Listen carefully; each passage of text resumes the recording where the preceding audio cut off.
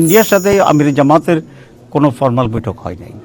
উনি যখন অসুস্থ ছিলেন তখন বহু দেশের রাষ্ট্রদূতেরা ওনাকে দেখার জন্য আসছিলেন। ভারতীয় দূতাবাস থেকে রিকোয়েস্ট করা হয়েছিল যে আমরা আমির জামাতকে দেখতে যাব, উনি অসুস্থ। আমরা এটাতে একমত হয়েছি, কারণ একজন অসুস্থ লোককে দেখার জন্য এখানে বাধা দেওয়ার কিছু নেই। তবে যারা আসছিলেন তারা রিকোয়েস্ট করেছিলেন যে এটা যেন পাবলিক না হয়। আমরা সেই রিকোয়েস্ট মেনটেন করেছি। দেখেন, একই নিয়মে যেন আব্দুল আওয়াল মিন্টু সাহেব এটা গ্রহণ করা হয়েছে, উনিও কিন্তু দ্বৈত নাগরিকত্ব আছে। মোফাজ্জল হোসেন কায়কোবাদ, ওনারও নাগরিকত্ব আছে। আমি ওনাকে একটা কাগজও দিয়ে আসছি, উনি তুরস্কেরও নাগরিক সেখানে আছেন। এখানে একটা স্ট্যান্ডার্ড তো হইতে হবে, এটাই হচ্ছে আমার কথা। যাদেরকে অ্যাকসেপ্ট করা হয়েছে তাহলে কিসের ভিত্তিতে, যাদেরকে রিজেক্ট করা হয়েছে কিসের ভিত্তিতে? তো আইন এখানে খুব স্পষ্ট। এখানে বৈষম্যটার কথা বলছি, এবং বৈষম্যটা হচ্ছে এই জন্য যে ওই সমস্ত জায়গার ডিসিদের মানসিকতার কারণে, যারা একটা পলিটিক্যাল পার্টিকে বিলং করে এবং কাউকে পছন্দ করতে চায় না, তারা চেষ্টা করছে এটা করার জন্য। আপনারা খুব প্রসিদ্ধ এই কথাটা জানেন যে একটা গ্লাসের যদি অর্ধেক পানি থাকে আর অর্ধেক খালি থাকে, আপনি এটা দুইভাবেই নিতে পারেন। যে গ্লাসটা অর্ধেক খালি, এটা সঠিক কথা। গ্লাসটি অর্ধেক ভর্তি, সঠিক কথা।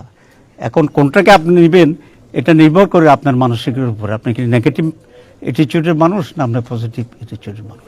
ভরসা পেতে নিজেকে হতে হয় পাতের মতো দৃঢ়, ঠিক যেমনটা জেরুসালেম। জি, প্রথম কথা হচ্ছে আমাদের দেশে তো এই ধরনের দেশে তো বাইরের একটা ইনভলভমেন্টের চেষ্টা সবসময় হয়ে থাকে, এবং সেটা কোনো খুব ভিজিবল হয় না। তো আমাদের কাছে এমন কোনো প্রুফ নাই, কিন্তু যেটা কালচারালি যেটা অতীতে আমরা দেখছি সেরকম একটা সংকট থাকে। আর 2 নম্বর হচ্ছে ইন্ডিয়ার সাথে আমির জামাতের কোনো ফর্মাল বৈঠক হয় নাই। উনি যখন অসুস্থ ছিলেন তখন বহু দেশের রাষ্ট্রদূতেরা ওনাকে দেখার জন্য আসছিলেন। ভারতীয় দূতাবাস থেকে রিকোয়েস্ট করা হয়েছিল যে আমরা আমির জামাতকে দেখতে যাব, উনি অসুস্থ। আমরা এটাতে একমত হয়েছি, কারণ একজন অসুস্থ লোককে দেখার জন্য এখানে বাধা দেওয়ার কিছু নেই। তবে যারা আসছিলেন তারা রিকোয়েস্ট করেছিলেন যে এটা যেন পাবলিক না হয়। আমরা সেই রিকোয়েস্ট মেনটেন করেছি, and nothing more than that.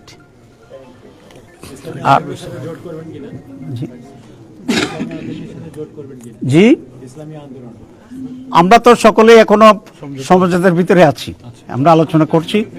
আমরা ইনশাল্লাহ, জি, সেই প্রয়োজনটা এখনো হয় নাই। আমরা এখনো আস্থা রাখতে চাচ্ছি, যেহেতু আমরা নির্বাচন প্রসেসে আছি। আমরা কথা বলেছি যে আরপিও যারা ভায়োলেট করবে, যেমন কোন নেতৃবৃন্দের সফরের নিউজ আমরা পাচ্ছি, তো সেখানে 19-21 তারিখের আগে তো ওইভাবে রাজনৈতিক সফর বা নিজের মার্কা নিয়ে সফর করার কোনো সুযোগ নাই। আমরা সব ব্যাপারেও দৃষ্টি আকর্ষণ করেছি। আমরা দেখি ইলেকশন কমিশন কি করে বা ওনারাই বা কি করে। Let us see. জি, ধন্যবাদ। আমরা আসরের নামাজ পড়ব।